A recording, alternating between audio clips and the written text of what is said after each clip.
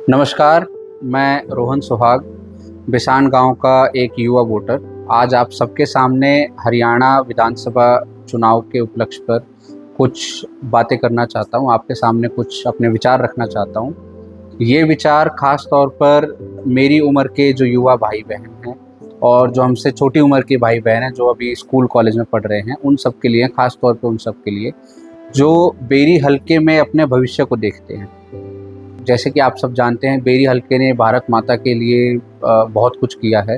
Berry हलके से सेना में हमारे बहुत सारे जवान गए हैं। थल सेना के अध्यक्ष हमारे गांव, हमारे क्षेत्र से थे। इसके अलावा जो हमारे हलके का जो युवा है, सिवाय आर्मी कह लीजिए या सिवाय सरकारी नौकरी के, उसको प्राइवेट क्षेत्र में या कह लीजिए निजी स्तर पर अपनी कला को, अपनी क्षमता को निखारने का, आजमाने का अवसर नहीं मिल पाता हमारे क्षेत्र में। और ये हमारे क्षेत्र की सबसे बड़ी कमी है कि हमारा युवा अपनी कला और अपनी क्षमता को निखारने के लिए, उसको आजमाने के लिए, उससे रोज़गार कमाने के लिए उसे बाहर निकलना पड़ता है और देश के या हरियाणा राज्य के अलग अलग ज़िलों में या अलग अलग शहरों में जाकर उसे रोज़गार कमाना पड़ता है। उसका ऐसा करने से उस क्षेत्र, उस शहर, उस ज़िले और उस राज्य के विकास में उसका संयोग जाता है, ना कि हमारे हलके में। और इस चीज़ से मुझे बेहद परेशानी हो रही है, क्योंकि मैं आज अगर गुड़गांव में हूँ तो मेरे पिताजी गांव में अकेले रहते हैं, जिसके चलते मेरे पिताजी मेरी सेहत को, मेरी देखभाल को लेकर चिंता में रहते हैं और मैं उनकी देखभाल को लेकर, उनके स्वास्थ्य को लेकर चिंता में रहता हूँ। ऐसा क्यों नहीं हो पा रहा कि हम हमारे ही क्षेत्र में रहकर काम नहीं कर पा रहे? हमारे क्षेत्र के युवा को बाहर क्यों निकलना पड़ रहा है? क्या कारण है? आज मैं भी चिंता कर रहा हूँ, आप भी इन पर चिंता कीजिए और सोचिए कि ऐसा क्यों है और क्या इस इलेक्शन में हम इस स्थिति को बदल सकते हैं? क्या हमारे पास इस इलेक्शन में ऐसा मौका है कि हम हमारे युवाओं का भविष्य अपने क्षेत्र में, अपने हलके में ही उज्जवल कर सकते हैं? अगर आप मुझसे पूछें तो मेरा जवाब है हाँ। हमें इस बार इस इलेक्शन में श्री इंद्रजीत सुहाग जी के रूप में एक कर्मठ, एक मोटिवेटेड, एक सक्षम और एक सशक्त नेता के रूप में हमें एक उम्मीदवार मिला है, जो जिन्होंने अपनी ज़िंदगी का काफ़ी समय बाहर बिताया। बाहर रहकर उन्होंने ये समझा कि एक विकसित राज्य, एक विकसित क्षेत्र, एक विकसित गांव को किन मूलभूत सुविधाओं की ज़रूरत है। और क्योंकि उन्हें हमारे क्षेत्र में विकास की ज़रूरत भी दिखती है और जो एक मूलभूत ढांचा है, या जिसे हम अंग्रेजी में इंफ्रास्ट्रक्चर कहें, उसके अभाव का भी उन्हें पता है। हमारे युवा, हमारे क्षेत्र का युवा किसी भी मायने में हरियाणा राज्य या पूरे देश में किसी भी राज्य के युवा से कम नहीं है। ये वही क्षेत्र है जिसने हरियाणा राज्य को न जाने कितने ही सरकारी और काबिल अफसर दिए हैं। भारतीय सेना को अव्वल दर्जे के अफसर दिए हैं और सैनिक दिए हैं। साथ ही में लेकिन दुख की बात ये आती है, आज अगर मैं अपने आप को भी उनकी स्थिति में रखकर देखूं, तो आज अगर मैं अपने गांव में रहकर या अपने हलके में रहकर अगर मैं काम करना चाहूं, तो कहीं ना कहीं मेरे मन में ये शंका, मेरे मन में ये सवाल आएगा कि क्या इस क्षेत्र में रहकर मैं अपनी काबिलियत का पूरा इस्तेमाल कर पाऊंगा। आज मैं आप सबसे एक सच और साझा करना चाहता हूं। मेरा जन्म रोहतक पीजीआई में हुआ था और आज भी हमारे गांव के, हमारे क्षेत्र के जितने भी बच्चे हैं, उन सबका जन्म लगभग 90% रोहतक पीजीआई में ही होता है। मेरे जन्म से 30 साल के बाद भी हमारे हलके को एक बड़ा अस्पताल नहीं मिला। ऐसा क्यों है कि हमारी माताओं को और हमारे जो नवजीवित शिशु हैं उन्हें रोहतक पीजीआई तक की मेहनत और मशक्क़त करनी पड़ती है। क्या हमारे हलके में, क्या हमारे क्षेत्र में एक हम ऐसी सुविधा या एक ऐसा अस्पताल नहीं बना सकते जहां पर जच्चा और बच्चा दोनों की देखभाल हो सके? मैं जब मेरी पैदाइश से लेकर मैं आज तक इस कमी को मैं आज तक देखता आ रहा हूँ। साथ ही में मेरे पिताजी जो किसान थे वो आज भी किसान हैं, और जब भी हमारी बातचीत होती है हम इस मुद्दे पर जब चर्चा करते हैं खेती को लेकर या किसानियत को लेकर, तो उनका एक ही जवाब रहता है कि मैं नहीं चाहता था कि तुम भी खेती करो, इसीलिए मैंने तुम्हें बाहर भेजकर पढ़ाया लिखाया। और जब मैं उनसे पूछता हूँ कि आपको ऐसा क्यों लगता था कि आपकी आने वाली पीढ़ी खेती में क्यों ना जाए, तो उनका साफ साफ एक जवाब होता था कि क्योंकि इससे आपको जो प्रगति चाहिए अपने जीवन में, अपने आप को लेकर, अपने परिवार को लेकर, वो नहीं मिल पा रही है। और उनकी बात आज भी सच साबित हो रही है। आज भी जो मेरे युवा भाई जो खेती कर रहे हैं, जो अपने पुश्तैनी काम को आगे बढ़ा रहे हैं, उन सबके मन में भी ये आक्रोश है और ये कह लीजिए कि एक डिसअपॉइंटमेंट है इस चीज़ को लेकर। ये दुख है उनके अंदर कि हम खेती करने के बावजूद भी अपने परिवार को जो सुख सुविधा चाहिए, एक शहरी अगर उनका कोई भाई बहन शहर में रह रहे हैं तो उनकी तुलना में उन्हें भी लगता है कि हम भी उन्हें यही सारे सुख सुविधा दें, हमारे बच्चे भी ऐसे ही स्कूलों में जाएं, हमारे गांव में भी ऐसी सुख सुविधा मिले। लेकिन इस चीज़ का अभाव तब भी था और आज भी है। तो ये सवाल सिर्फ मेरे आगे नहीं, हम सब के आगे है कि क्या बेरी हलका, क्या आपका और मेरा गांव उसी स्थिति में कब तक रहना पसंद करेगा? हम बदलाव के लिए मांग कब करना शुरू करेंगे?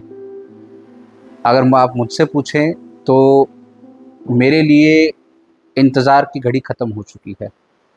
हमें अब बदलाव की ओर बढ़ना चाहिए, क्योंकि बदलाव तब तक नहीं आएगा जब तक हम उसके लिए मांगेंगे नहीं। जब तक हम बदलाव नहीं मांगेंगे, बदलाव नहीं आएगा। जब तक हम बदलाव के लिए प्रयास नहीं करेंगे, हमें बदलाव या हमारे क्षेत्र में बदलाव नहीं आएगा।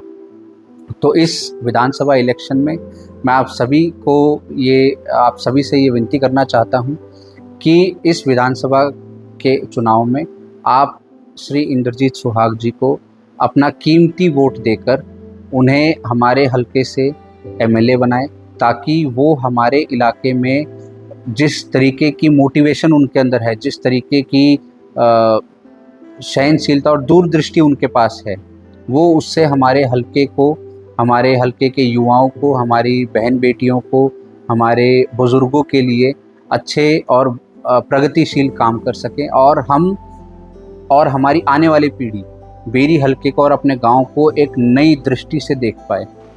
आज हम क्योंकि अपने होने वाले एमएलए के ऊपर विचार कर रहे हैं, तो ये सवाल आपके मन में भी आ रहा होगा और भी कई मेरे भाई बहन हैं उनके मन में भी आ रहा होगा कि हम इंद्रजीत सुहाग जी को ही क्यों चुने। तो मेरे दिल से जो आवाज़ निकल के आती है और मेरे जहन से जो आवाज़ निकल के आती है वो ये है कि इंद्रजीत सुहाग जी एक ऐसे व्यक्ति हैं जिन्होंने कठिन परिस्थितियों से लड़ते हुए बाहर एक अनजान शहर में, अनजान राज्य में जाकर ऐसे लोगों के बीच अपने आप को स्थापित किया, अपने आप को एक काबिल इंसान के रूप में उन्होंने अपने आप को बनाया, जहाँ की वो भाषा से भी अनजान थे। तो जब हम एक ऐसे इंसान को देखते हैं जिसने परेशानियों से कभी डरना सीखा नहीं, चुनौतियों से हार मानना सीखा नहीं, और एक संकल्प लेकर जो वो चले थे, आज उनका वो संकल्प पूरा हो चुका है अपने परिवार की जिम्मेदारियों को लेकर, अपने परिवार को लेकर। तो जब एक ऐसा कोई व्यक्ति हमारे क्षेत्र में आता है, हमारे गांव में आता है, और बिना किसी ओहदे का लालच रखे बगैर या बिना किसी पद का लालच रखे बगैर जब वो हमारे क्षेत्र या हमारे गांव की मूलभूत सुविधाओं की ओर इतना ज़्यादा चिंतित होकर और उनका समाधान ढूंढने लगता है और अंत में उनका समाधान भी करता है, तो क्यों ना हम ऐसे व्यक्ति का साथ दें, उनके प्रयासों का भाग बने और उनकी जो विकास नीति है उसमें अपनी हिस्सेदारी क्यों ना दें, क्योंकि उनकी परिस्थिति और शायद हमारी और हमारे गांव की परिस्थिति लगभग बराबर है। हमारे गांव और हमारे क्षेत्र के सामने भी काफ़ी सारी कठिनाइयां हैं, काफ़ी सारी चुनौतियां हैं जो लगभग पिछले 25-30 सालों से ज्यों की त्यों बनी हुई है। और आज वो इकलौते ऐसे व्यक्ति हैं जो उन परिस्थितियों को बदलना चाहते हैं, उन परेशानियों से हमें निजात दिलाना चाहते हैं, बिना किसी लालच के, बिना किसी आपसे या मुझसे बिना कुछ बदले में लिए। अब ये हमारी जिम्मेदारी बनती है, ये हमारा कर्तव्य बनता है कि हम उन्हें वो शक्ति दें, वो आश्वासन दें, वो प्रोत्साहन दें जो उन्हें चाहिए। हमारे गांव और हमारे क्षेत्र में पीने के पानी की सबसे बड़ी समस्या है। ये चीज़ इस समस्या को मैं बचपन से देखता आ रहा हूँ। कभी हमारी माँ नलके पे जाती थी या कुएं पे जाती थी पानी भरने के लिए, आज हमारी बहनें जा रही हैं, आज हमारी बहनें वो काम कर रही हैं, जिससे कि उन्हें खासा परेशानी होती है। और इंद्रजीत सुहाग जी ने इस परेशानी को समझा और इसका एक कह लीजिए स्थायी तौर पर एक उन्होंने समाधान ढूंढा है। और मुझे पूरी आशा है कि वो इस समाधान पे और भी काम करेंगे और इसे जड़ से इसका समाधान करेंगे। उन्होंने आज गांव-गांव में, हमारे क्षेत्र के गांव-गांव में निःशुल्क पीने के पानी की सुविधा शुरू करी है, जिसमें कोई भी गांव बिना किसी भेदभाव के, बिना किसी भाई बहन से उनका घर परिवार पूछे बगैर उन्हें पानी की सुविधा प्रदान करते हैं निःशुल्क।